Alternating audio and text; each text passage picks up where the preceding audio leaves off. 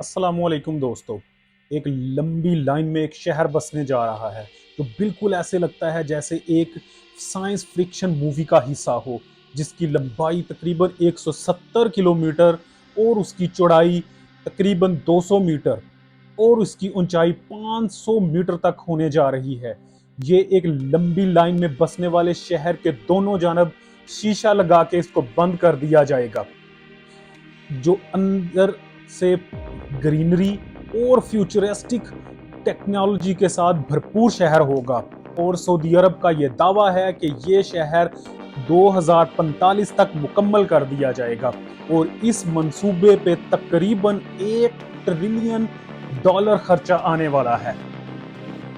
आज की जो वीडियो है वो दिलचस्प होने जा रही है, हमारे साथ जुड़े रहें। हम लोग देखेंगे कि ये कैसे ये एक लाइन में बनने वाला शहर के फायदे क्या होंगे और इसके नुकसानात क्या हो सकते हैं। इससे पहले हमारे चैनल को सब्सक्राइब कर लें। सऊदी अरब का नाम आते ही आपके जहन में दो बातें जरूर आती होंगी, एक रेत और दूसरा ऑयल। ये बात सच है कि जो सऊदी अरब का इन्वायरमेंट है वो टिपिकल एक सहराई क्लाइमेट है, जहाँ पे गर्मियों में टेम्परेचर 45 सेंटीग्रेड से बढ़ जाता है और यही टेम्परेचर रात को यख बस्ता भी हो जाता है। इसके बावजूद यहाँ पर बहुत से पहाड़ी इलाके और आतिशफशा मैदान भी मौजूद हैं। जैसा कि आप जानते हैं कि सऊदी अरब मिडल ईस्ट का सबसे और दुनिया का 18वां अमीर तरीन मुल्क है।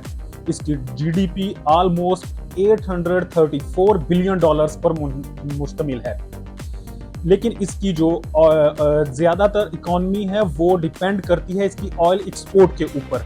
जैसा कि आप लोग जानते हैं कि ये दुनिया का सबसे लार्जेस्ट ऑयल एक्सपोर्ट कंट्री भी है, लेकिन फ्यूचर में जो दूसरे ममालिक हैं वो अपनी ऑयल डिपेंडेंसी को ख़त्म करने जा रहे हैं, जिसपे वो अपनी पावर सेक्टर में और नई जिद्दतें लेके आ रहे हैं।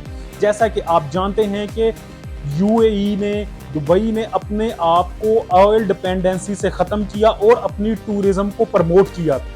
इसी तरह सऊदी अरब भी अपना 2030 विजन एक प्रोजेक्ट लेके आ रहा है, जिसमें वो अपनी ऑयल डिपेंडेंसी को ख़त्म करने जा रहा है और अपने मुल्क की दूसरी एस्पेक्ट्स को बढ़ाना चाह रहा है, जिसमें टूरिज्म फैसिलिटीज लोगों को प्रोवाइड की जाएंगी। इनमें से 4 प्रोजेक्ट, जो 10 में से 4 प्रोजेक्ट हैं, उनको तो शो कर दिया गया है, अनाउंस कर दिया गया है। अकॉर्डिंग टू डेवलपर्स जो नियम है वो 10 रीजन्स में बनाया जाएगा, जिसमें से 4 तो अनाउंस कर दिए गए हैं और बाकियों को अभी डिस्क्लोज नहीं किया गया। जो 4 हैं उनमें सबसे पहला इंडस्ट्रियल स्टेट होगी, जहाँ पे इंडस्ट्रियल सिटी डेवलप किया जाएगा, जहाँ पे state of the art industrial zone बनाया जाएगा। इसके बाद दूसरा आ जाता है आउटडोर स्की, जहाँ पे जीसीसी का पहला आउटडोर स्की बनाया जा रहा है और इसकी ओपनिंग 2026 में होने जा रही है। और विंटर ओलंपिक्स 2029 भी यहीं पे होंगे, जिसकी बिड ऑलरेडी सऊदी अरेबिया जीत चुका है, जिसके बारे में बहुत सारे लोगों के बहुत से क्वेश्चंस भी हैं कि एक ऐसा मुल्क जहां पे बर्फबारी नहीं होती, वो उस मुल्क को इसकी सरबराही मेजबानी क्यों दी गई है, क्योंकि यहाँ पे बर्फ बहुत कम होती है आउटडोर में। तो यहाँ पे जितनी स्नो होगी वो सारी की सारी मैन मेड स्नो होगी। थर्ड, एक लग्जरी रिजॉर्ट कॉम्प्लेक्स होगा जो कि एक कोस्ट सिटी होगा। इसका रकबा तकरीबन 8,40,000 मरबा स्क्वायर मीटर में होगा। ये एक लग्जरी आइलैंड होगा और इसकी ओपनिंग 2024 में होने जा रही है, जिसमें तकरीबन सिर्फ 1 साल से भी कम अरसा अब बाकी बचा है। चौथा, द लाइन अनबिलीवेबल सिटी, जिसकी अनाउंसमेंट 2021 में ऑलरेडी कर दी गई है और इस पर जोरों शोर से काम किया जा रहा है और इसी पे सबसे ज्यादा डाउट है कि क्या ये कभी बन के मुकम्मल हो भी पाएगा या नहीं। इसकी एक वजह ऐसी है कि इसमें जिन टेक्नोलॉजीज के बारे में बात की जा रही है वो अनबिलीवेबली अभी अवेलेबल ही नहीं, एग्जिस्ट ही नहीं करती, इसीलिए इसके होने या ना होने पे अभी भी डाउट पाया जाता है। इस सिटी की जो टोटल लंबाई है वो 170 किलोमीटर होगी और ये 2 स्काई स्कीपर्स जिनकी हाइट तकरीबन 500 मीटर होगी उसके दरमियान वाकया होगा। और इसकी चौड़ाई तकरीबन 200 मीटर बनती है और यहाँ पे 9 मिलियन लोगों को बसाया जाएगा। यहाँ पे लोग 3 डिमेंशंस में मूव कर सकेंगे, आगे पीछे ऊपर नीचे भी जा सकेंगे, इसलिए इसे जीरो ग्रेविटी अर्बनाइजेशन भी कहा जा रहा है। और डेवलपर्स का दावा है यहाँ पे 100% जो एनर्जी यूज की जाएगी वो रीन्यूएबल होगी, जो सोलर, विंड और हाइड्रो पावर से हासिल की जाएगी। यहाँ पर सड़कें अवेलेबल नहीं होंगी, उसकी जगह लोगों के चलने के लिए और पार्क्स अवेलेबल होंगे और आपको हर चीज़ आपकी 5 मिनट की पैदल डिस्टेंस पे अवेलेबल कर दी जाएगी, जिसकी वजह से यहाँ पे सड़कों का कॉन्सेप्ट ही नहीं दिया जा रहा। ये इस किस्म का जदीद सिटी बनाया जा रहा है। ये पूरे का पूरा जो सिटी होगा ये इन्वायरमेंटल कंट्रोल होगा, इसके जो अंदर टेम्परेचर है उसको कांस्टेंट रखा जाएगा मुकम्मल तौर पर। इसके साथ साथ इसमें इसका एक एंड है वो रेड सी से कनेक्ट होगा और इसी वजह से यहाँ पे ये ट्रेडिंग हब बनेगा, क्योंकि यहाँ का जो पूरी दुनिया की ट्रेड का 13% है वो स्विस नहर से गुजर के जाता है, तो इसीलिए इसको माना जाता है कि ये दुनिया का आने वाले दिनों में ट्रेडिंग हब बनने जा रहा है। इसके अलावा इसकी लोकेशंस कुछ ऐसी हैं कि जो नियोम एयरपोर्ट होगा वहाँ से पूरी दुनिया में जो भी आप फ्लाइट लेंगे वो सिर्फ और सिर्फ 6 घंटे की मुसाफत पर आपको सारी दुनिया मिलेगी। और यही उसको कामयाब बनाने के लिए लोकेशन के हिसाब से दी बेस्ट जगह बनती है। इस प्रोजेक्ट में जो सबसे बड़ा मसला आने जा रहा है वो है पैसा। इस प्रोजेक्ट को बनाने के लिए ऑलरेडी एक फंड पब्लिक इन्वेस्टमेंट फंड के नाम से स्टार्ट कर दिया गया है, जिसमें 620 बिलियन डॉलर ऑलरेडी रख दिए गए हैं। ये फंड भी चूंकि इन्वेस्टमेंट इसकी ज़्यादातर ऑयल से हैं, तो ये तकरीबन 60% इसका इन्वेस्टमेंट ऑयल से रिलेटेड होने जा रही है। जैसा कि आप ऑलरेडी जानते हैं कि कोविड के दरमियान तकरीबन 79 बिलियन डॉलर्स का सऊदी अरेबिया को डेफिसिट देखना पड़ा था, जो कि इसकी मईशत को हिला के रख दिया था, और ये भी यही कुछ होने जा रहा है शायद मुस्तकबिल में। अगर इस 620 बिलियन को लगा भी दिया जाए तो ये फंड काफ़ी नहीं है, क्योंकि इसकी एक वजह तो ये है कि इस जो प्रोजेक्ट है इसको 2030 में कंप्लीट होना था और उसके लिए जो एस्टिमेट था वो 500 बिलियन डॉलर्स का लगाया गया था। लेकिन क्योंकि महंगाई की वजह से और बाकी चीज़ों को अगर मद्देनज़र रखा जाए तो माहिरीन का ख्याल है कि ये 2045 तक भी मुकम्मल नहीं हो पाएगा।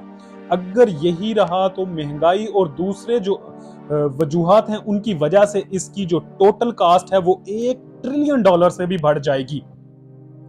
तो जाहिर बात है ये फंड कम होने जा रहे हैं और ये इसका एक डार्क पहलू भी होता जा रहा है। इसके साथ साथ सऊदी अरेबिया ने इस कमी को पूरा करने के लिए फॉरेन इन्वेस्टमेंट की भी कोशिश की गई, लेकिन इसमें इन्वेस्टर्स को इन्वेस्ट करने के लिए जो सहूलियात देनी थी या उनको अट्रैक्ट करने में सऊदी अरब बुरी तरह नाकाम हुआ है। रशिया के कुछ इन्वेस्टर्स ने इसमें इन्वेस्ट किया, लेकिन ये भी इतना कोई कामयाब नहीं रहा। इसके बाद दूसरा सबसे बड़ा मसला इसमें टेक्नोलॉजी है। जिस टेक्नोलॉजी के बारे में बात की जा रही है वो अभी एग्जिस्ट ही नहीं करती है, जैसा कि आप ट्रांसपोर्ट सिस्टम कह लें। डेवलपर्स का कहना है कि जो 170 किलोमीटर का फासला होगा वो ऑलमोस्ट आप सिर्फ 20 मिनट में तय करेंगे। इसके लिए एक ऐसी ट्रेन चाहिए जो 500 किलोमीटर पर घंटा की स्पीड से चलाई जाए, लेकिन इसके बारे में भी अभी क्लियर नहीं बताया गया कि वो ट्रेन होगी, वो बस होगी या क्या चीज़ होगी।